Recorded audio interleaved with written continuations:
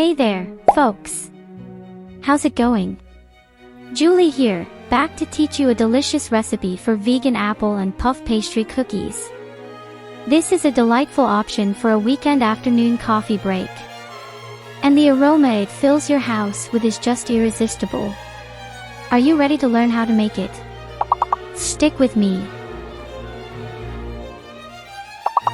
Start by preheating the oven to 180 degrees Celsius 350 degrees Fahrenheit. Now, peel the apples and slice them into rings approximately 1 centimeter thick. Sprinkle some cinnamon over those apple rings to give them that tasty special touch. Now, let's get our dough ready.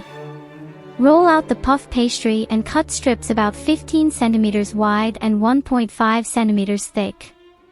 To assemble our cookies, wrap the pastry strips around the apple rings, forming a kind of flower. Repeat the process until all apple rings are neatly arranged on a baking sheet lined with parchment paper.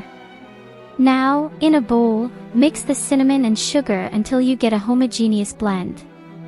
In another bowl, pour the plant-based milk.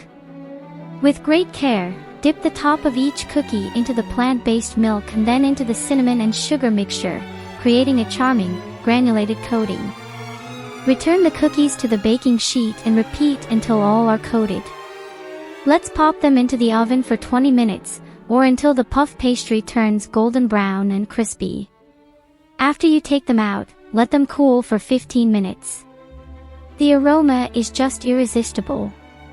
Serve the cookies while they're still warm to enjoy that soft and juicy, yet firm, apple inside. Enjoy these cookies to your heart's content. I hope you liked this recipe as much as I do. Now it's time to show some love by giving us a thumbs up, subscribing, and sharing this video with everyone who loves apple treats. Sending you a kiss, and see you next time.